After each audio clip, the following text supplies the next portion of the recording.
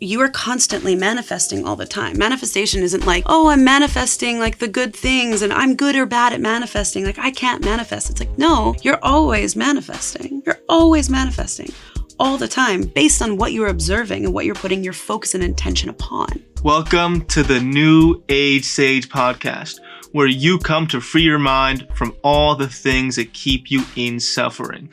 Today's guest is Rachel Gibler. She is a spiritual podcaster and motivational speaker. We go deep into manifestation. You're going to love it. Please like and subscribe. Thank you. Rachel, welcome on the show. Thank you so much for having me. So we're talking a little bit about, awakenings. What was your first awakening moment where you had this massive realization in yourself that you had to change? Wow. Okay. We're just going right into it. That's how I do it. To explain my awakening, you kind of got to know a little bit of the background about where I was in my life at that time. So I think I'll start there. I always say the story started when I was 16 years old. And growing up, I had a very, beautiful childhood. I was an only child to two incredible parents that were married and had been together from the age of 13. And 13? Yeah, my parents were together from the age of 13. Are they still together? Well, we'll get into that part of the story. So had a beautiful childhood. My grandmother raised me as well. So it was really like three parents and had everything I could have wanted in many ways. And from the outside looking in, it was, great upbringing. And everything came crashing down when I was 16 years old. My father was killed in a freak accident. And that led me on an 8-year downward spiral of drug and alcohol abuse and depression and anxiety and feeling really unworthy and very confused. I mean, the rug got completely ripped out from under me, right? And at the time, I had no belief outside of myself. I wasn't raised religious. I wasn't raised spiritually. And so when that happened, having no faith or belief, I went straight to destructive habits. And, there is no universe, there is no God, there is nothing beyond this, or this would have not happened, right? And so I spent 8 years in that space. And yet I always had this intuitive knowing, this like voice inside of me. From the moment he passed, I was sitting in the hospital room with him and I had this voice that said, this won't be all for nothing. Like one day you're going to use this as a part of your story. And I stifled that voice and I kept it down. And that continually showed up throughout my college and working a corporate job. And finally, at the age of 23 years old, I found myself working 80 hours a week in a corporate sales job that I absolutely hated, running on a hamster wheel, like just partying on the weekends, blacking out, had only party friends. I really had nothing going for me at the time. And one day I cried out and I said, please just let time stop so I can think for a moment. And your wish is my command. I got in my own freak accident and I shattered my leg. And I was forced to take 3 months medical leave from my job. And in that moment, I had the voice again, about 2 weeks into my recovery. I'm in bed and I had this knowing and it says, use this time wisely and this won't have been all for nothing. And that was the moment of my first awakening. And I Googled how to be happy. That's the story I always tell. I'm like, listen, I started right where I was. I didn't know about self-development, didn't know anything spiritually. I had, again, no belief outside of myself, just a desire and a longing to change my life. And I laid in bed for 3 months and I studied mindset and successful entrepreneurs and how other people had changed their life. And unknowingly, I was really looking for expanders of people that had walked the path and started listening to podcasts and changing my environment through what I was listening to and what I was watching and the habits that I had. I was obviously forced to be sober. And that was the beginning of changing my life, and went back and quit my job and began sharing and getting in communities. And and then eventually my business was born, and then my podcast and my brand and what has been created today. But that was the beginning. I can relate to that voice you talked about, that something was speaking to you, telling you that, you had to go through this to learn something. And that I had the same exact voice when I was, it's a different story, but I was drug addiction in that when I was at the peak of my suffering, what kept me going was his voice being like, you don't know what the value is that's going to come out of this. Yeah. Something felt in me that I had to go through this and learn something to overcome it, to heal people. I couldn't put words to it. I felt it. I felt that this is part of the story. So I'd love for you to go into that more, because I think it's probably the most useful thing for people who are going through the path to realize that there's a reason that they're going through this evolution. Yeah. To not only heal themselves, but gain insights and gifts and codes to educate people on how to heal their own lives. Yeah. Yeah. I think, call it whatever you want, God, source, spirit, your higher self, your intuition. For me, it's all one and the same. And I've personally found, for me, it's a felt sense too. It's not like I'm hearing a voice. Some people do, but for me, it's like this kind of knowing. It's almost my own voice of just this knowing that this won't be all for nothing. And I think we all have some sense of that. It's a kind of cosmic fabric that weaves us all together. It's this oneness that we come from. And if you get quiet enough to listen, so many of us go throughout our lives going, either the drugs and alcohol or the work or the sex or the, scrolling on Instagram or numbing out on TV, and won't allow that voice to even come through. But if you pause yourself just enough and ask for guidance, or what is it that this is showing me, or what is this here for, and get quiet enough to listen to the answer, you'll be surprised at what it is that you find. And I think for me, that was step one. And we all have that within us. We all have an internal guidance system that is guiding us on a specific path. And then from the answer that you receive, are you willing to walk a path, even just 1% more of like, have a curiosity about what the answers are that are coming to you, and have a willingness to begin to expand your mind and your surroundings in order to follow it. What do you think it takes for you in your own journey to create that space to hear the voice? Like, what does it actually take to get there?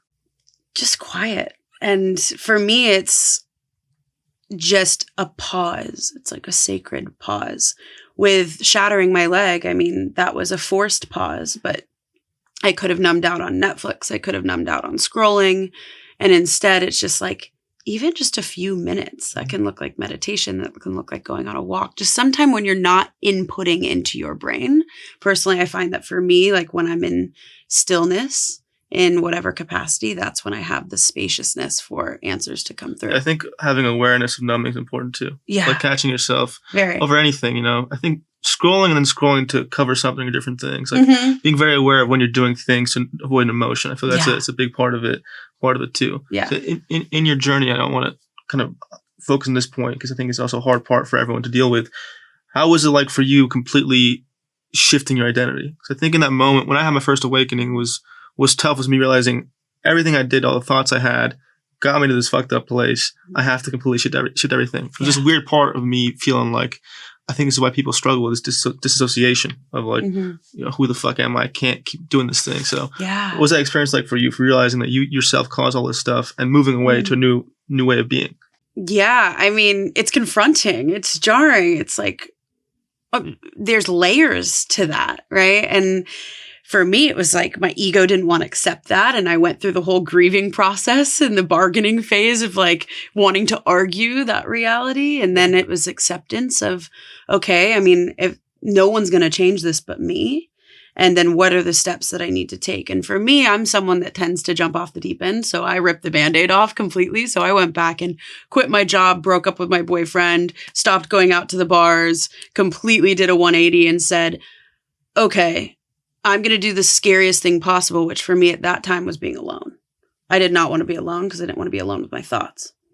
And that showed up in a variety of ways, whether that's scrolling or going out with people that weren't good for me or whatever that was. And so I said, all right, I don't know what it is I'm repatterning. I wouldn't have used that language at the time. I don't know what it is that's coming at this point, but I do know that I have to stop what it is that I'm doing. So I ripped a Band-Aid and said, I'm going to be alone for 3 months. And I stayed practically in my apartment for 3 months, and I journaled and I sat with myself and I cried and I screamed, and I didn't have the language for what it is I was doing. Now I do, of like I was releasing a lot of trauma that was stored in my body, and I was, repatterning certain processes. But at the time, I just intuitively knew that that's what I needed to do. And then that led me to seeking out different communities and joining entrepreneurial groups and randomly flying out to events where each thing slowly shifted my identity. I wouldn't say it was like a one-time overnight thing where suddenly I'm a completely different person. It was a process of an awareness and a discovery, and then a releasing and letting go, and then what am I putting in its place and calling in, and it was incremental, and it happened over time. The cocoon phase is real. I had the same experience. Mine was about a year, which was rough, but in a moment I couldn't accept that was my reality, that I had no friends, nothing, everything. I was forced to be completely alone. But again, now looking back, I can see that was the only way through. Right. To create that space to release all those emotions, to be with yourself in that way, to reflect. I'm grateful I had that at that time of that experience. It was tough, and it's tough for people going there. But so let's go back to the journey towards accepting that aloneness. Was ending that relationship a big move for you? Yeah, I mean, that was really big. It was ending my entire reality as I knew it. So that was a facet of it, but it was also not hanging out with any of the same friends that I had. And it was not going back to the job that I had. I mean, I basically blew up my life. Yeah.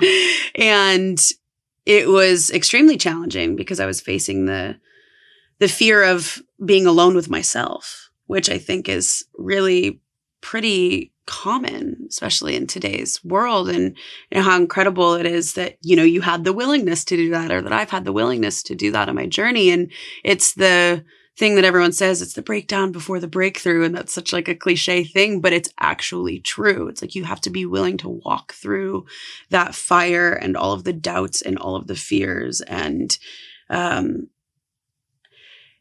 build your faith muscle that it will be okay on the other side. And as you do that and have a willingness, now I've had multiple times in my life where I've seen that come back in a certain way, but at the time that it happened first, in my first big awakening, I didn't have, the awareness that it would be okay. Whereas now I have that evidence that, okay, this is a part of the cycle of the breakdown and the breakthrough process. Yeah. Did you discover parts of yourself that you've always had that were actually beneficial? I think in my experience, when I had my first identity shifts, I kind of threw away everything I once was. I was like, I don't want anything to do with all my parts of myself. But over time, now actually more specifically, I'm realizing that it wasn't all bad in my past. There was gifts and gems that in me that, combined with certain shadows and traumas weren't great, but there's certain gifts that we come into this life with that are natural and intuitive. So in that journey, did you rediscover some of, your gifts from, your childhood or parts of yourself that were actually great that were there before? Yeah, absolutely. And I think we have a tendency to often do that, as living like in black and white, or when we wake up, then it's like all of a sudden everything I used to be was bad, or everything that I once experienced was bad. And I've come to this place now of like really nuanced perspective of kind of neutrality from all of it, but being able to extract, there was so many beautiful moments in all of those, even 8 years of the downward spiral that I talk about. And there was many gifts that I had as a child that I had tucked away or numbed out for a long time that have began to come back online again. And I think it's like almost what I hear when in that question is like coming back to some of those things, maybe in your inner child or who you always inherently works. I believe we come here good and perfect and whole and complete. And the things that happen to us that dim our light and that create traumas and shadows in the way that we might play them out. Really, we come here with so many gifts and so many beautiful things that we can share. And so as walking through this process, I've definitely discovered and rediscovered a lot of those things as well. What were the key things that dimmed your lights? That dimmed my light? Yeah. Oh, gosh. So much of it was my own belief systems and my unworthiness. Mm-hmm. And those are patterns that I still notice. I mean, they're really deep-seated patterns of shame or guilt or I'm not good enough or I'm too much. I had a big I'm too much one. Talk about like when we come here and shine our light, I was this like young little kid that just wanted to perform and be on a stage, and I was a singer and all these things, and I let the world really like dim those parts of me. And we have experiences, when we're a kid, either being made fun of or a parent like dimming us in some way unknowingly, or what happened to me with losing my parent and my whole reality shifting. It's like I had this pattern of deep unworthiness and not being good enough that showed up and came out sideways in the way that I acted out in terms of either drug and alcohol or toxic relationships. And, I've thankfully repatterned those things, but I believe a lot of times we're here karmically to complete cycles that might show up in like multiple different ways. And so that's like a really, really deep one that I'm still see come up for me. And I've just learned how to work through it deeper and deeper. So how are you dealing with it now? Mainly the unworthiness. I think it's something we all struggle with. So how have you mastered it in some ways?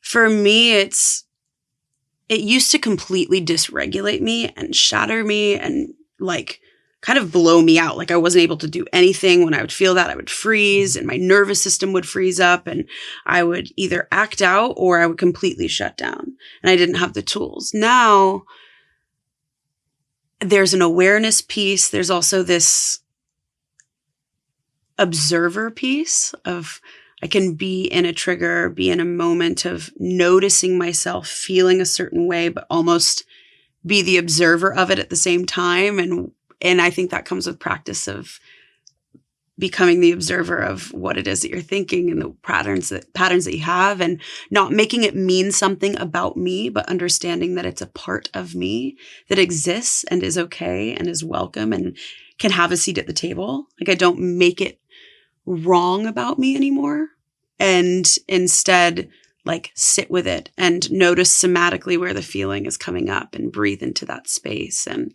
I have different processes depending on what tool I want to use, whether that's like EFT tapping to move through something or journaling to move through something, or sometimes just sitting with it. But I think it's the non-attachment and not making it mean something about myself. Whereas before I would completely like, make it mean that I was bad, wrong, broken, all the things. And now I just have the awareness of the part that is wanting to be seen in that moment. Is there a gift in that wound? 'Cause I think a lot of our pains and our wounds hold the keys to our success. In my experience, like I agree, I think we kind of incarnate into our shadows in some way. 'Cause I think that the drive I have and the reasons I do what I do wouldn't exist if I didn't have my pain and my childhood. Yeah. It just wouldn't be that way. I wouldn't have the motivation I do. So is there a gift in that core wound of yours, that unworthiness, or are there parts of your pains or wounds that you realize are actually gifts in some way that make you who you are? Yeah, absolutely. I mean, my alchemizing that pain into purpose is what I do for a living. Mm-hmm. So like in my own unworthiness or fears or doubts and things that have come up in my life, and walking the path that I do to transmute those things, that I walk in my purpose and I share that. And so I wouldn't be able to do what I do, sharing on my podcast or coaching and like hosting the retreats and having this understanding and relatability to the human experience if I wasn't experiencing those things in my own human myself. And so it's definitely become a gift. It's become my whole life's journey to alchemize these things and to share them with the world. Is that your perspective whenever you're dealing with an internal struggle? Yeah. Is that, if I heal this and figure this out, that means an army of people coming with me to heal themselves in that way? Yeah, I think I used to think that a lot. Like I used to always immediately go to like, and then I'm going to share this and that. Mm-hmm. I've found like a kind of place of, yes, I do think that, and I do often share it, but I also kind of have come to this place of like, I don't rush myself there either. I used to like swing the pendulum and want to rush and like share immediately and all these things. Now it's like this quiet whisper of, this is why you're walking the path. Like, this is the point. Everything that comes up in my life, has some sort of purpose, and I have a faith and a knowing in that. Whether I share it in that moment or not is kind of depends. But I think I used to like really push myself in that way once I started to share and walk on this path. And now I've come to like a kind of center place with that, of just like a place and a faith of knowing that every single thing has a purpose, and I can trust even if I can't see it yet. Was it a journey to get there? It's a hard thing to possess. Yeah. Specifically the faith that no matter where you are, even if you don't like it or it's not your way, that it's the way, that it's actually the way through. So how'd you get there? What do you recommend to people to get to a point where they can have faith in any moment they're in?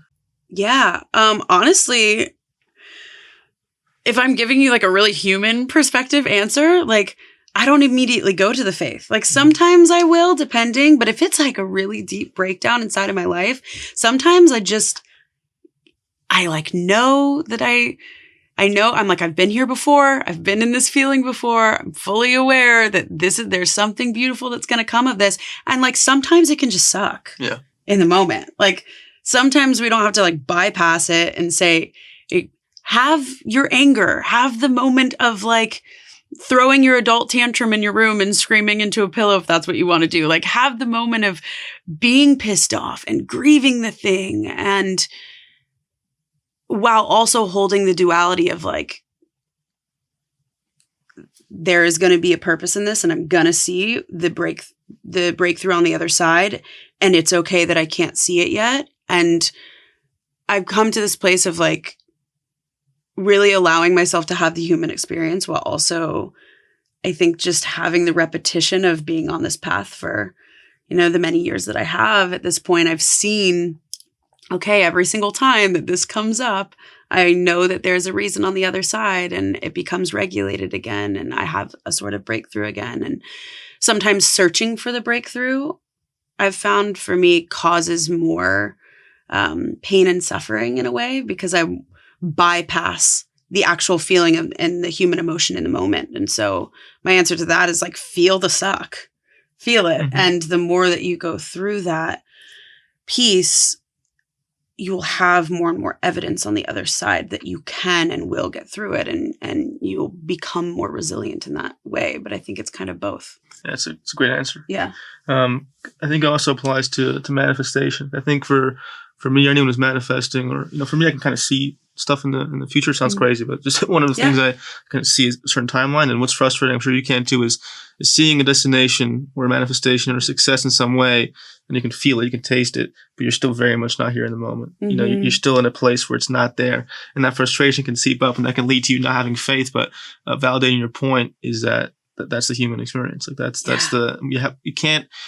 It's almost worse when we shame and repress that side of ourselves that wants that thing. We care about it. So how does that apply to manifestation as well, or desiring certain things in the future that, that feeling of like anger that we can't have it yet, it's not here, while also trusting that we're exactly where we need to be to get there. Yeah. That's the thing, right? Is like with manifestation, in the way that it can be taught often in this like very new age way of decide what you want and like just feel the feelings of having it and have your vision board and say the affirmations. And it's bypassing the really like deep human emotions and the duality of our existence. And I think it's, for me, the way it comes up is I'll look at a manifestation that I have, and when I realize that I'm in the frustrating place of not having that thing, also recognizing that I'm in lack of that thing. And we don't manifest when we talk about, so when you have a vision and you match it with an elevated emotion, that's when you're manifesting in a positive direction. And we're manifesting all the time, whether you're manifesting more stuckness or you're manifesting forward momentum, right?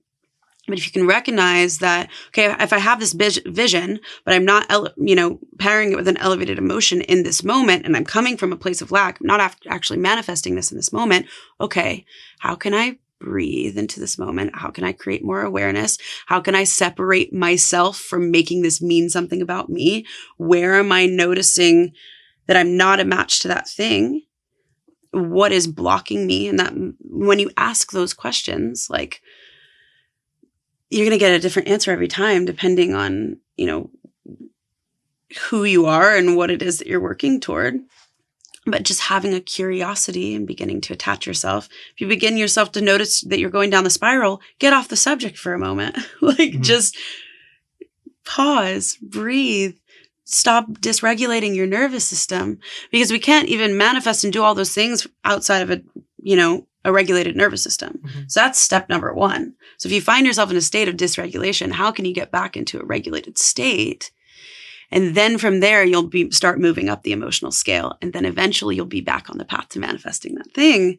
But it's not often taught from a place of nervous system regulation and calm. And so I think like we have to be pairing those two things, or otherwise we're trying to bypass and then we stay in this stuck thought loop pattern. Do you feel like there's an initiation towards manifestation? What I mean by that is that, if we want to get somewhere, get a certain thing or a success point, that's a certain frequency. And to get to ourselves to that frequency, we have to heal a lot of things that are blocking us from getting there. So you feel like in the process of getting that thing is almost like a clearing we have to do energetically to heal ourselves towards that thing. That's the piece I think people miss when I hear about manifestation, that if you want to get to a place that's a high frequency or a healed perspective or an amazing thing, and your frequency is blocking that from various traumas, the journey there, along with the work, is the inner work. Is clearing the bullshit, stopping you from getting there. 100%. Yeah. Manifestation is an inner work journey. Yeah. And that's often what's bypassed in these like very kind of surface level steps. It's like, it's actually looking at all of your limiting beliefs and looking the ways that you hold yourself back, looking at the ways that your ego wants to hold you back, looking at the ways that all the things that you're doing in your life right now are actually serving you.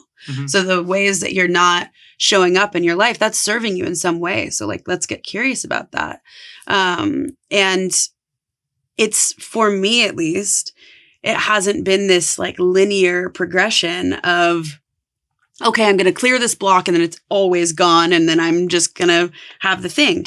That can happen sometimes if there's not a huge resistance, right, to either the manifestation or to the block that it is that you have. But some of those like really deep seated stories and patterns that we have, and they're often not even just ours. They can be multi-generational and throughout a lineage and ancestral, and like there's so many things that can block us. It's really, for me, it's been a clearing of the blocks. It's the making of the progress. It's kind of like this 2 steps forward, 1 step back. Like, and kind of what I said before we even got on camera was it's this progression of this upward spiral where it's like, it's not this linear thing where you're just going up a flight of stairs and you're immediately there. It's, oh, this is a pattern and I cleared it. Great. And I made some progress. And then you go back again. And then it's like, oh, whoa, okay. I'm noticing the same thing come up. It's the same story. It's the same pattern in a deeper way. And so for me, it's been this like incremental process of at each level and stage, I'm often clearing similar stories and patterns that are really deep rooted and I think karmically created in this life for me to heal. And it's just, they're just bigger or more deeper rooted. I clear them in layers. And so, yeah, I think it's a process and it's not necessarily like one clearing in it. Yeah, for sure. When do you know if you're manifesting from your ego or higher self or spirit? What's that line? How can we feel it or know? Like, how can we know it when we're calling something that's actually for our highest good versus just something from egoistic desire or trauma? That's a really good question. I think when you tune in, it's what the desire feels like inside of your body. And it's also the way that it's manifesting outwardly in your need for it. So is there an attachment to it with, I need this, or I need this now, and I need that? Like if there's this rush energy toward it and everything needs to happen now, that's the ego, right? The ego wants things now. It needs things in a certain way. It needs things in a certain time frame. It has a lot of worries and fears and projections on top of that thing. And the highest self is calm and it's steady and it's knowing and it feels expansive. And I think one of the questions that I love to give and that I ask myself and I ask my clients is, does this feel expansive? Does this feel expansive to me, or does this feel contracting to me or draining to me? Oftentimes we think we should do something. We think we're manifesting for our highest good, but it's like, I should do this. And like it feels contracting inside of the body. Often the body will know. But if it's expansive, if it's from your highest self, it feels open and it feels calm, and can be more of a whisper. It's not a super loud voice and like a neediness. It's a calm whisper and an expansive energy. Good answer. I'm going to ask a tougher question now. You ready? Yeah, let's go. Okay. I think about this sometimes. I have some friends or mentors who see it this way. I don't exactly, but I know some people who believe that manifestation is bullshit in the sense that how can I know what is best versus what God or the universe or source has destined for me? Why should I even put my intentions out there? What's your answer to that? Why is it actually important to put those intentions and desires out there? Or if not, what's your take on that? Yeah. On that way of viewing manifestation? Yeah. It's funny. I think it's so funny when people think manifestation is bullshit, because then you don't really understand what manifestation really is. I believe, are constantly co-creating with the universe. Yeah. And we co-create through our intentionality. And really from like a scientific perspective, and if you want to get kind of like woo with it as well, it's like someone that studies quantum physics would also understand that manifestation is really real. So it's like there's this like energetic field that is around us that has been quantified that is basically like a wave. And so if you know about the observer effect, that's basically saying that things are constantly in a wave until they are observed. And when we observe and or put our intention on something, that is what creates it. And so you are constantly manifesting all the time. Manifestation isn't like, oh, I'm manifesting like the good things and I'm good or bad at manifesting. Like I can't manifest. It's like, no, you're always manifesting. You're always manifesting all the time based on what you're observing and what you're putting your focus and intention upon. You're just putting your focus and intention on things that are not serving you or that are serving your subconscious in a way that aren't serving your actual desires and the outcome that it is that you want. So we're manifesting all the time, whether we're aware of it or not. We're attracting things to us or repelling things from us all of the time, whether we understand that or not. So the intentionality that you have and then the beliefs that you hold are what is attracting the things that you have inside of your life. So I think it's funny when people say it's like not real, because it's pretty scientific when you look at it from like a quantum perspective of we are simply just creating through our thoughts and our feelings and our beliefs and our intention that we're putting out in the world. Whether that matches what you desire or not is a different conversation. I completely agree. Yeah. Good answer. Yeah. Yeah, because it's true. I think intention is kind of the force or gas we feed our mental engine. Yeah. That whatever we intend or go into situation, if I go to a party, needing sexual validation, I go in there like a hungry wolf. Mm-hmm.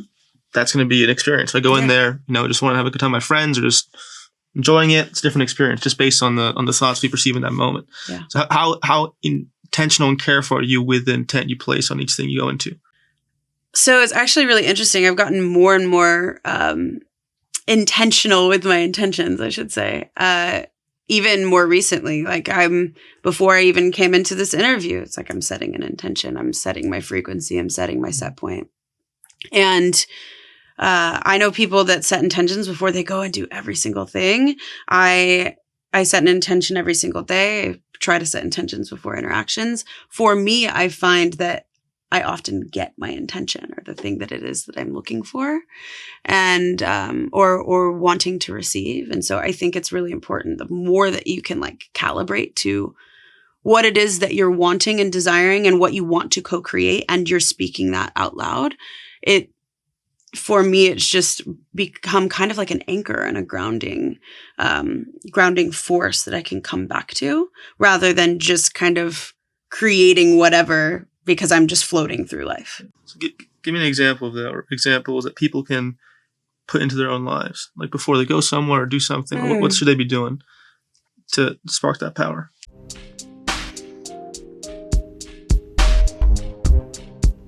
I'm going to give you a break to digest all this amazing information. And in this break, please comment, like, and subscribe. Thank you. whatever it is that you desire to create, I often go for more of a feeling than a specific outcome. So attached to, or non-attached to the outcome, but intentional with the feeling. So before I came in here, I said, my intention is to come in and speak from my highest light and just be a vessel of whatever wants to come through and trust and own whatever would like to speak through me. Mm-hmm. So rather than like, my intention is for this thing to happen, it's like, how can you show up in your highest light? At least for me, that's often the thing that I'm intending for. We can create outcomes that we want to happen, sure. And I think that can be more of like, I have a specific goal, but if we do that with an attachment to the outcome is when we can get in our ego, we can get into that neediness, we can get into that attachment to certain time frames. So instead, for me, I like to intend on what's the feeling that I want to bring? What's the feeling that I want to create for others? What is it that I want to like exude from myself? And so that's personally, at least for me, what resonates. Nice. So I want to take a massive U-turn, a little heavy, unfortunately. But I want to talk about your experience with grief and how you're dealing with that now. So I know what it's like. My ex-girlfriend lost her dad at 16. I could just being with her and feeling that wound, how heavy it was. Yeah. I lost my mom last year, so Guy 24. So I'm curious about to compare the experience. What was it like for you at 16 dealing with that? Why was it so heavy, and why did it take you 8 years, or maybe I don't know how many years to? I think it's a journey. I think I'm still going through that. Yeah. That process. I don't know if it will ever end. How are you still going through it? When you lose a person or a parent, and sorry to hear about your mom, by the way. Me too, yeah. And when you lose someone of that magnitude in your life, they say like time heals all. It's like, well, time can allow you to process it in a different way, but I'll never not miss my father. Like, it's changed me. It's been purposeful in my life. I wouldn't be who I am and doing what I'm doing today if it wasn't for his death. So I've found purpose inside of the grief and the pain that I've experienced. And I've found peace with that path. But it doesn't mean that I don't miss my father every day. And it's, been 12 and a half years still. And for me, I think it took a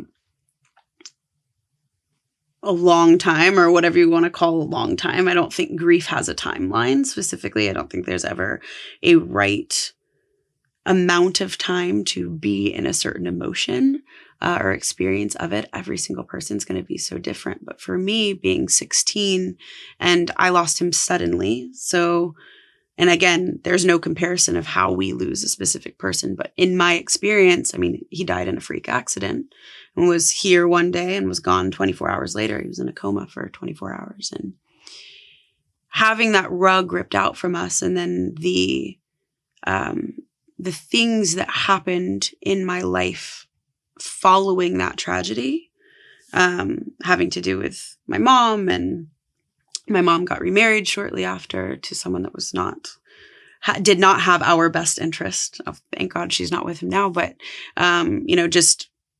I had this experience of my grandma got sent. So I went from 3 parents to no parents in a matter of 6 months. So it was at least that was my experience as a 16-year-old, that no one is around now. So the abandonment wound that came through that, the grief that came through that, the trauma that was created through that experience. This is actually not something that I talk about a ton, even on my podcast or on specific shows. But since you asked me, I'll go there. It's like I found myself in this, I had a beautiful home with 3 beautiful parents, to living in a small condo, a mattress on the ground, and no parents to be found, 17 years old, a senior in high school, with nothing but lean cuisines and beer in my fridge. And I was the party house because I had no parents. And so like that level of like being so jarred out of a reality took a long time for me to even deal with my father's death. I was angry. I was pissed. I was sad. I was deep in grief, but I didn't even start processing his death until 8 years after. That's what led me to nobody cares and unworthiness and drugs and alcohol. So I had to go through that to eventually get to where I am now and to be able to relate. I can relate to so many different people, and I have such a heart for people and their experiences because I've been through so much with that.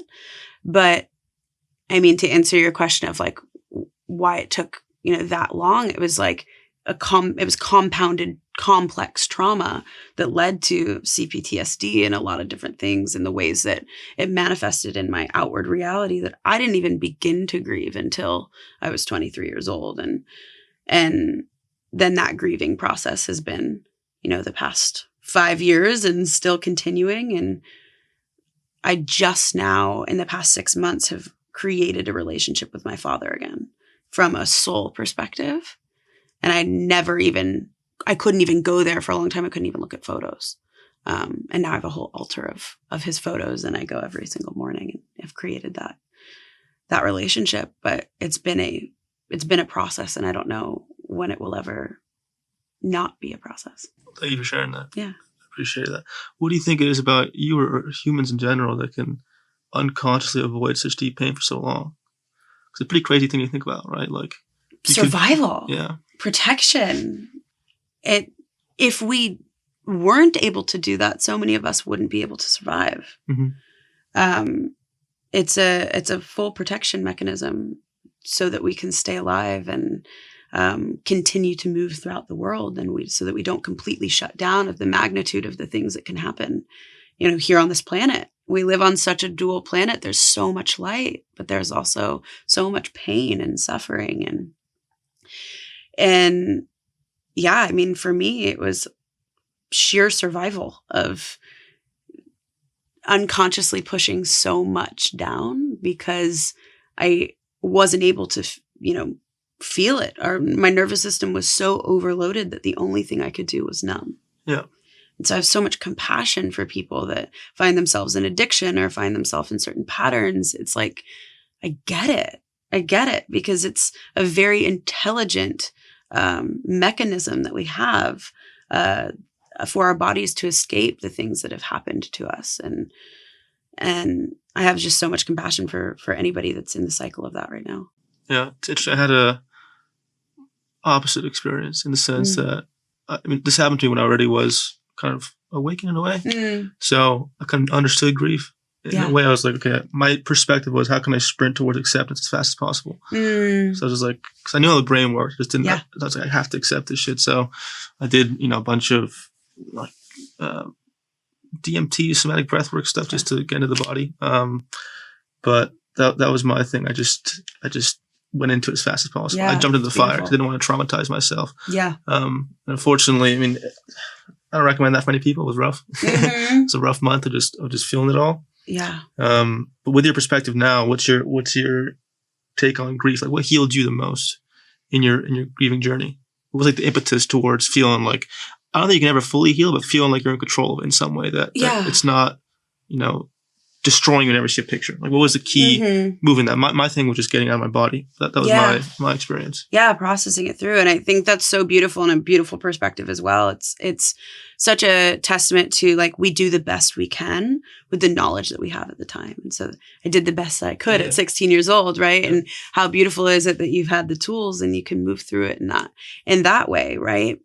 And for me, what's helped so much with the grief has been my knowing in a greater purpose and my trust in a greater orchestration of all of this, so beyond what I can even see now in this moment from this vantage point, and creating purpose from it. I don't think everyone has to do that. I don't think everyone is meant to do that necessarily, to walk the path that I've walked or maybe you've walked. And we can all do that in our own way. But for me, I turned it into my greatest purpose and my greatest teacher, and then the way that I can teach others. And that can look different. I mean, it's what lessons can you gain and how can you honor either the person you've lost or whatever it is that you're grieving, and how can you see it with compassion, and how can that allow you to walk through the world with more love. And the more I like click back into that truth, the more I've leaned into that, it's led way for a deeper belief in, like I mentioned, I was atheist at the time that my father passed, and now I have a deep, deep knowing and belief in something greater than myself. And so that process, or that grief, led way to that process of awakening. And I think it's just having a greater purpose for all of it and using that.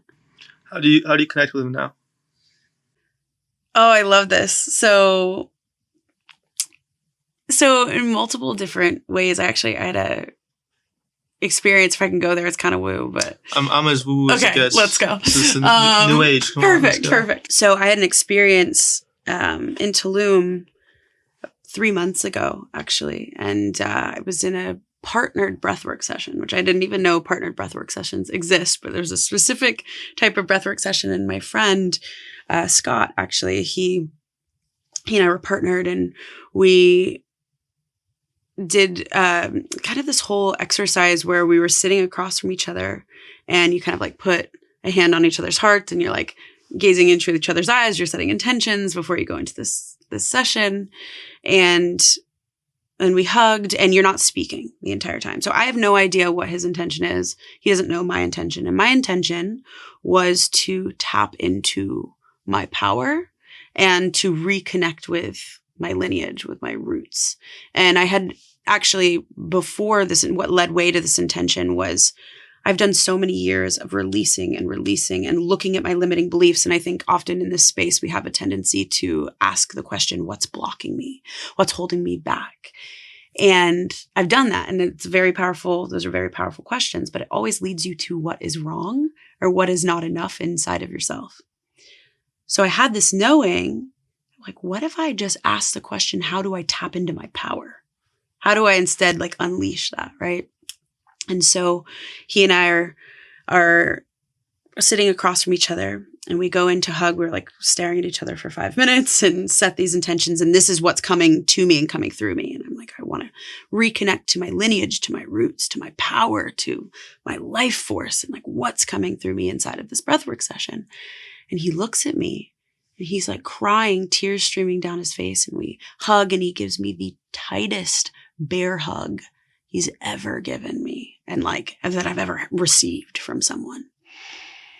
And then we go into this hour-long breathwork session, and I fully tapped into my power and like felt it was just like something unlocked and unleashed within me. And we go to share. And as, mind you, I haven't talked to him in like the full hour and a half experience that we had. And he looks at me, he's like, Rachel, I don't want to be weird, but I've only had this happen one other time. It was like I was a vessel and someone wanted to come through me. He's like, when we were sitting across from each other, your dad came to me, and like, it was almost like he was embodied in me for a moment. And those tears weren't my tears. Those tears were your father's tears. And I'm hugging you. And he like wants you to know that you're ready to step into your power. And I just lost it. And it was like this really beautiful, tapped in like moment of, when you have those moments where it's like undeniable that the universe is speaking to you and through you.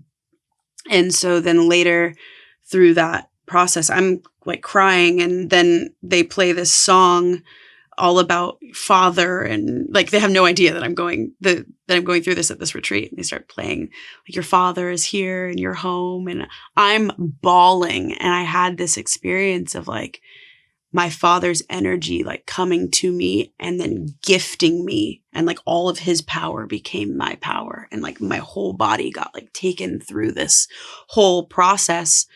And it like clicked in this it was one of the most spiritual experiences I've ever had without medicine or anything. And he was just so present in the room. And it was the very first time in 12 years I ever actually felt his presence in that way. It was like this deep knowing. And that's what unlocked this, you're here and I'm ready. And whatever it is that I'm either gifted with in this moment or that I'm experiencing in this moment, he and I have had a relationship since then, since that very moment. And now it's just asking him to be there, asking for guidance, asking for his advice, like remembering times that we had together. I sit with pictures of us in the morning and just, allowing his guidance to come through me and work through me. But if I hadn't had that experience of like unlocking that, whatever was maybe blocking me from feeling what was probably always there, but I wouldn't allow in to receive. That was how that began, and that was back in March. So it's been a process ever since.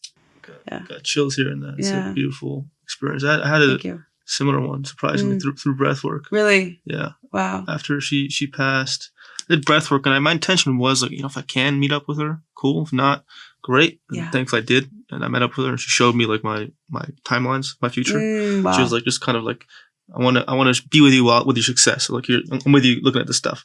For me, it was like, that was one thing, but the best part was just confirmation that she's not dead. Yeah. Like physically, in this matrix, she's not here, but in that moment I knew, like, not thought or maybe I knew in my heart that she's here. And in some next evolution, I don't know how long she's going to be there until she goes to the next stage or back to God, whatever it may be. But it was that confirmation of, it kind of helped me in a way where it was like, she's not completely dead. I think before, in the beginning, I was like, it's a wrap. Yeah. No more, Mom. It's gone. And there's some parts that is true, but in that experience, maybe it's the same for you. I felt like it's not over. That like there's still she's still parenting me in some way. Yeah. She's still providing for me in some way. Yeah. With blessings, whatever it may be. But there's something in that experience of death that opens us up spiritually. Like my dad, who's as atheist as it can get, like hard atheist, all love to him. But now, before I'd speak my woo-woo stuff, and he'd be like, "Oh, shut up! You're insane." Yeah. But now after this experience, he believes me. He believes me when I say about all this stuff. He can't deny it. Yeah. I think. What do you think it is about death or experiencing that really opens us up to the other side? That's a good question. I love that. Yeah, it's that we get like these experiences or these signs or these that are undeniable, and that's what happened for me. Is that it incrementally chipped away at my disbelief and not believing in any of that by consistently seeing things that were just so undeniable that I thought, okay, all right, I surrender. Like, fine, I guess there's something. But I think when we experience death so closely, we realize just how it's inevitable for all of us. I think that like when we haven't experienced some type of loss in that way, in a really close way, it can be really easy to like forget about that and just not have a connection to spirit or to anybody's spirit on the other side, right? And we almost like want to not believe that can happen to us, even though we like inevitably know that that's coming one day for all of us. But when you experience it so closely, I feel like I guess some people could say like, oh, well, you're to make yourself feel better, you're wanting to believe in something, and maybe in ways that could be true. So you almost start looking for signs, or you start looking for things. And what we know about like your reticular activating system, actually you end up seeing it, and you end up seeing things that are really undeniable. And for me, at least, that's given me this almost knowingness that everything is interconnected, and the different things that I'm focusing on and the different signs that I have, it becomes undeniable that there's a force and a spirit that's beyond us. And I think maybe when you don't have anything to spark that, and you're maybe not looking for it, and you're not end up seeing the connection that's inevitably there. And it's created so much more awe and wonder for me in my life. But without death, I wouldn't feel the connectedness and the aliveness that I do. Yeah. I think part of it too is that you discover it's too painful to believe that there's nothing beyond the material. Yeah. Absolutely. I think because we always feel it, even before death, unconsciously. I think we have Carl Jung in his book pointed out to me, thankfully, but it's that, even if there is no God, which I don't agree with, that we're designed to believe in something, that like, we're created to believe in something outside of us. Just because if not, we get so stuck into material bullshit and materialism, all kinds of things. So it's almost like a freeing sense to believe in something outside of us. And after death, it almost becomes unbearable. You have to believe in something outside of yourself. Exactly. It just has to exist. Yeah. Yeah, for sure. I completely agree. And I think anybody that is going to refute that or wants to say, stay very much in the 3D with that, it's like, well, if you are experiencing through the lens and perception of your beliefs, then doesn't it serve you to believe something that feels awe-inspiring or that allows you to go through the world with a sense of wonder and connection? Yeah. Like, who cares if it's just what you believe or if you made it up or whatever? It's like, but what's serving you? What are some of the other undeniable moments you've experienced that made you confirm that there's something outside of you? Okay, I have one specific that comes to mind. And this was before my connection to Source and the connection that I have now. This was probably 5 years ago, right when I first started waking up. And I was with my two friends and we were at, I think, their apartment. And it was, I want to say it was like Memorial Day weekend or something. It was a holiday weekend. It was one of those weekends where you always hear, your mom always, at least for me, always said growing up, don't be on the roads after midnight. Like, there's crazy drunk drivers. And so Memorial weekend, it's about midnight. My friends are like, Rachel, let's go to your house. It's five minutes down the road. And my whole body lit up and was like, no, I'm not getting in a car. And I said it like that out loud with conviction, which was kind of, that's really weird. It's just a few minutes down the road. Why would I feel that way? And my friends were like, what? It's fine. And I'm like, you guys, it's Memorial Day. Like, let's just not, I don't know. I don't feel right about getting in a car right now.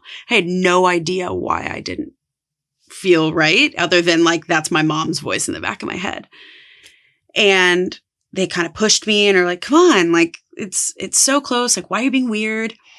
And finally it pushed me and I blurted out, because someone's going to run a red light and hit us.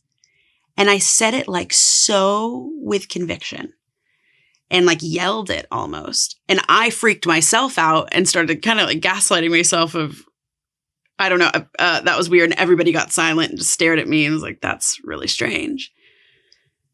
And so I ignored that really strong voice and intuition. I was like, I don't know why I said that. It's weird. Okay, yeah, you guys are probably right. It's just a few minutes down the road. Like, we'll just drive safe and be careful. So I get in the car. And I'm in the passenger seat. We're in my car. I'm in the passenger seat. My friend is driving my car. And our other friend is in the back. And they're like blaring rap music and like windows down, like totally fine. And I am hyper vigilant, like freaking out, scanning the road. Like really just did not feel right about being in this car. And we pull up to a red light, 4-way stop. There are no cars on the road, which is strange for Memorial Day weekend, but there was nothing. And there was a freeway to our right. And all of a sudden, our light turns green. We get a left green arrow. My friend starts pulling out, and I'm like scanning this whole thing. And a sports car comes screeching down the road at probably 120 miles plus per hour and almost hits us. And I see it and I'm like, stop. And I smack my friend and it whiffs our car by like 2 inches, shakes the whole car. They run the red light and it would have hit me and killed me. And that is a very, very prominent just story that I have in memory that I have that has actually been coming up even more recently, of just this kind of claircognizant knowing, like inner knowing, that intuition, that inner voice that we have. I didn't have that developed. I didn't have a voice for it at that time, but it was so strong that it came through me. My friends freaked out and were like, how did you know that? What? And everyone was just then dead silent. We drove home like 10 miles an hour the rest of the way home in silence. And I'll never forget that moment. It was the most potent of my intuition and my knowing in that at that time, and how powerful our inner knowings are, and like this kind of cosmic fabric of things that are constantly interweaving and happening all the time. And I still come back to that moment of just like how crazy it is that we can know things. And that's one that stands out. That's an extreme example that can make anyone believe. Yeah. Mine are like a bunch of minor things. Like similar, it's this inner knowing thing where I'll get a sudden thought being like, this friend's suicidal. I'll call them and be like, what's going on? I'm suicidal. Or, I get a hit, this friend's going through this, I'll call them. And just things like that over time, it's always had it, or like, I can't explain this shit. Yeah. It's just something, I don't know what it is, but it's something energetically, going on. But how have you kind of cultivated, that's a power, because not many people can do that. How have you cultivated that gift of that inner kind of guidance or knowing in yourself? Is that a gift of yours? It's like this inner intuitive gift? Yeah, I think it's actually in all of us. It's the, you talk about the clairs, and I'm not an expert to talk about this, but we all have our senses, right? Like you see, smell, taste, touch. Well, we have the clair senses as well, which are these like extrasensorial knowings. So some people have clairvoyance where they see it. Some people have clairaudience where they actually physically hear it.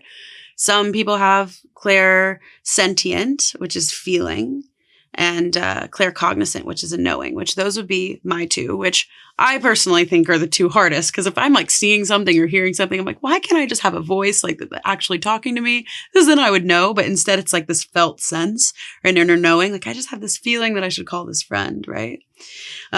Which we can often gaslight ourselves out of those intuitive hits. But I've just learned over time to follow and trust the guidance. And so I think the development of that for me, and it's still been, I'm deep in that journey right now of trusting what's coming through, because oftentimes it won't make sense to the conscious mind in the moment.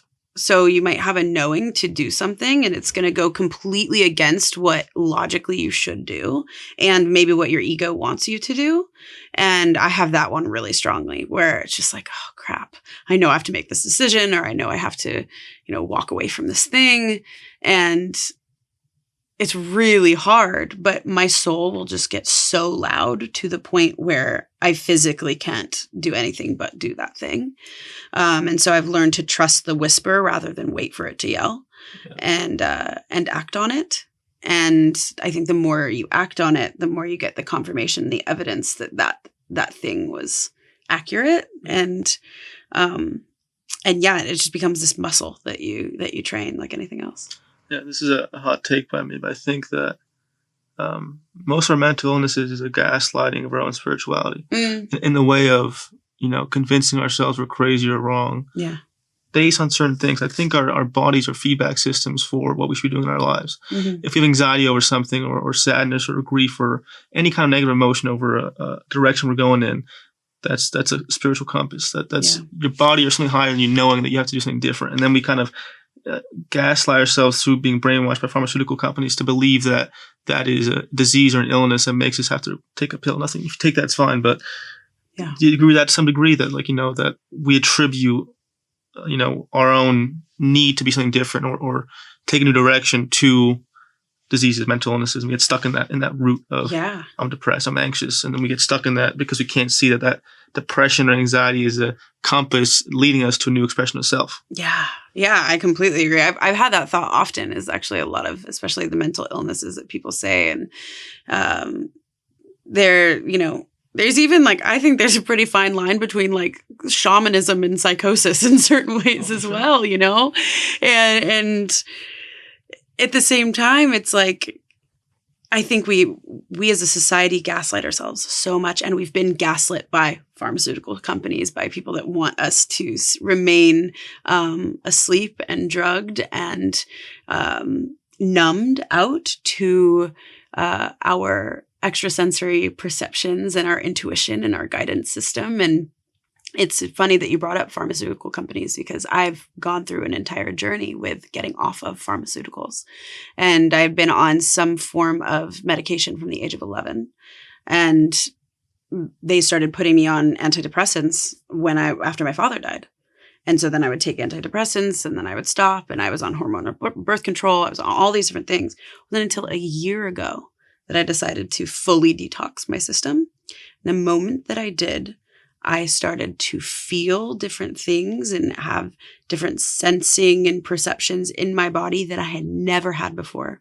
I went on an 8-month journey that freaked me out, thinking that something was wrong with me. I went to brain doctors. I went to heart doctors, and I'm just getting out of this journey because I realized I had a Kundalini awakening 8 months ago, but I thought I had a stroke.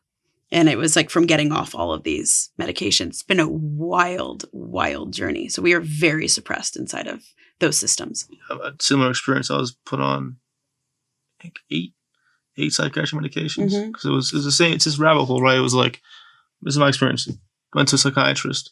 I think I'm depressed. Antidepressant. Yeah. Antidepressant's not working. Okay, double the dose. It's not working. Maybe you're bipolar. Here's a mood stabilizer. I can't pay attention. Here's Adderall. Yeah. I'm anxious. Here's Xanax. It kept adding on. Yep. Until I was taking fucking 8 medications, and I couldn't think straight. I was like a robot. I was numb. Yeah. I think that pharmaceuticals are basically it robotizes to the matrix. That what I mean by that is that, if you can't be productive all the time, if you can't fit into the matrix conception of being in corporate America, then you need this pill to fit into this insanity we call society. It's kind of giving us these character adjustments to fit us into the mold of what society deems sane, but it's actually, complete insanity. Yeah. So how is your life different now away from the pharmaceuticals? How do you feel different? How are things different?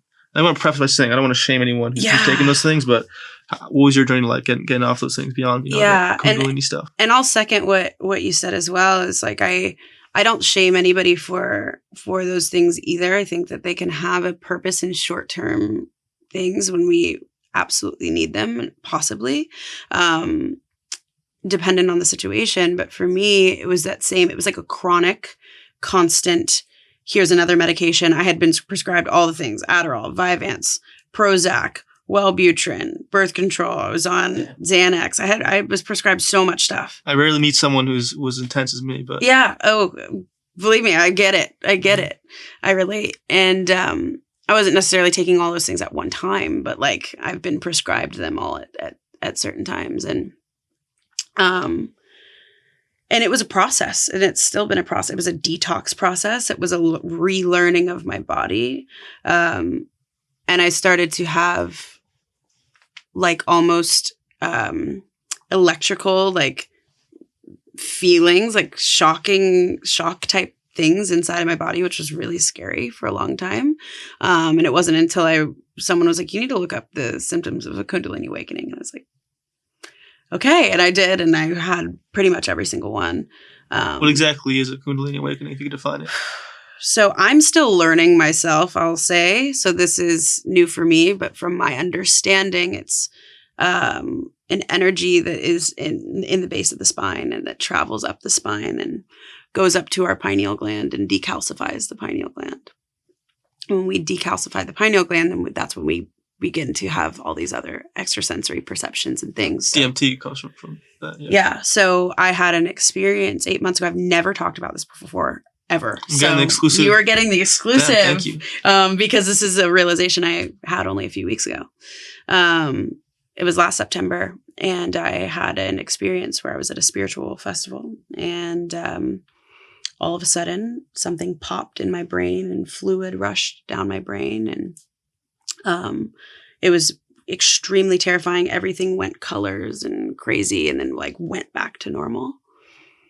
And I thought I had an aneurysm, and we were camping in the middle of nowhere at midnight, and it was dark, and we couldn't get to our cars. I couldn't get out, and I freaked out, and I panicked, and I lost the ability to speak. And I couldn't speak. I couldn't talk. I thought I was having a stroke. It was really a traumatic experience, and took us like 3 hours for me to get to a hospital and get scans.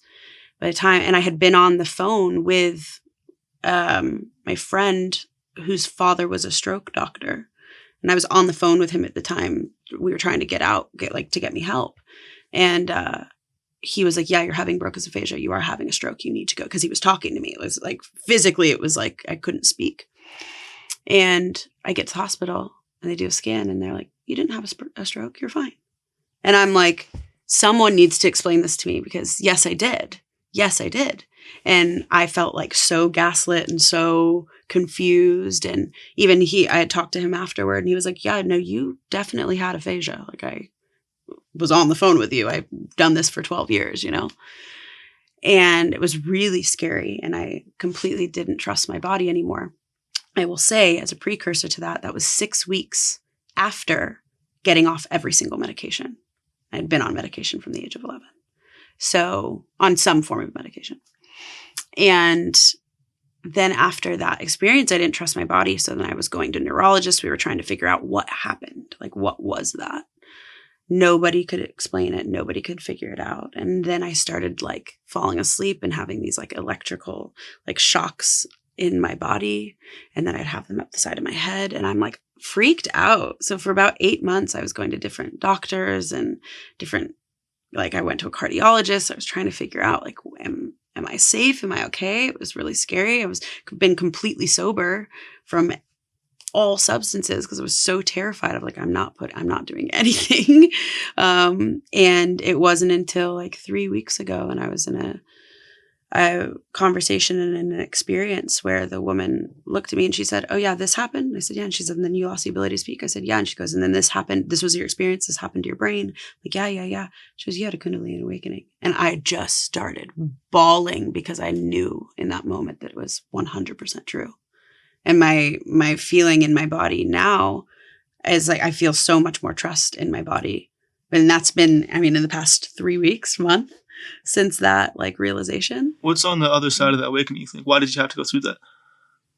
I don't know. I'm still trying to figure that out. This is like a journey that I'm forever committed to walking. And I've had moments of being like, I didn't ask for this. I don't understand. Like, why? And I come right back to the truth and the surrender of like, okay, this is real and this is what's happening. And I've been picking up on a lot of different sensory things, stuff I would have 5-7 years ago called complete bullshit on, but I've now experienced it in my body. So I'm like, okay, I don't know exactly what this is, but I'm trusting it's for a purpose and I'm trusting there's a reason for it. And yeah, I've never told that story before because it's very fresh. So I appreciate it. Yeah. You're definitely getting tested for the concept of duality we were talking about before. Yeah. You went through this possibly the most frustrating, confusing thing you could experience, facing, death or potentially having, a messed up brain and transmuting that while being with that towards faith that you're being used as a vessel towards something greater. Yeah. How's that been for you? A journey and a process and a constant surrendering. And it's been frustrating at times and confusing. And I did a podcast on it. You can find the podcast. So my podcast is called It's Fucking Spiritual. And I did a podcast last September, like a week later. I was in the middle of a launch and I shared and said, I had a stroke and here's what happened. Thinking that that's what happened because I had that stroke doctor being like, I know that that's what that was, even though the scan didn't show it. And now looking back, I'm like, okay, I'm putting the pieces together on the other side of what that is. And I'll continue to walk the path and I'll continue to share it as it comes through. But it's just been a constant trust and surrender in the process and trusting in something greater and that it's meant to happen. And, that night was very pivotal for me because I thought I was going to die, like being stranded out there. And so I was forced in that moment to actually surrender to like, this could be it if I am having an aneurysm. So like, are you okay with that? Yeah, I got to a point where I was really freaked out. It was very traumatic for a second. And then I got to a point where there was nothing else I could do but lay down on the side of the road waiting for an ambulance to come. And I was with a couple friends. And was there a peace in that at some point? A peace? Like, were you... Like peace. Yes. Yeah. Like there was a complete surrender and peace and a knowing, and I could talk very broken. And the only thing I said was like, get my podcast out and my work out. And I just laid down and I just knew if this was it, like I did a good job. It's a super interesting thing to say. Mm-hmm. When I think about death, I think about the same thing. It's just like, if I die, who gives a fuck? But like, make sure all the shit I've done, the writing, all like the thousands of pages I've written in my life, just put them out there. Yeah. Why do you think that was your final thought? Because this work really matters to me. Mm-hmm. Like I could cry, like thinking about it. there's no other purpose for me in the world than to walk this path. And so I have a deep connection to it. Like, it really matters. I just want to serve, and I want my life to be of service, and I want it to reach as many people as it's meant to, and the right people that it's meant to. And so being faced with that in that moment was wildly transformational, because you never really know how you're going to think or process in a moment when you're like face to face with death until you're in it. And there was no sense of regret or I should have done something different. It was just this profound sense of like, I did good. And if this is all I did, share it. And it just deeply matters to me. Yeah. Mm-hmm. Same here. Yeah. I'm curious to see how would I react in that instance. I always think about it. Yeah. I think I wouldn't be, a lot of people, thought exercise I try and teach is that, picture yourself dying. What would you regret? Mm-hmm. What would you regret having not done? Mm-hmm. If you ask most old people with deathbeds, it's the number one thing. I wish I could have done things differently, right? So it's like that piece, thankfully, if I were to suddenly die, hopefully not, I wouldn't be mad, because I think I gave my all. Yeah. I truly gave my all. I tried my best in serving. Mm-hmm. I think it's kind of, your experience is confirming that it was, that it really matters. Yeah. So it does.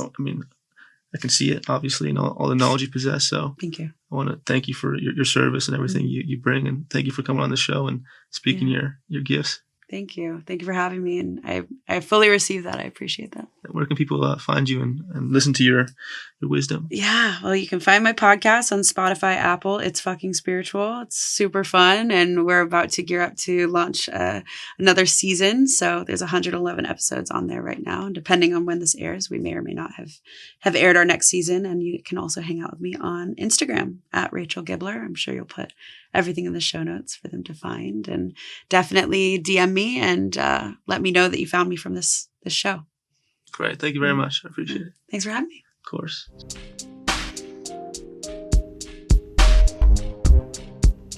I hope you enjoyed that video. If you want to watch more content, please click this video right here and don't forget to subscribe right here. Thank you.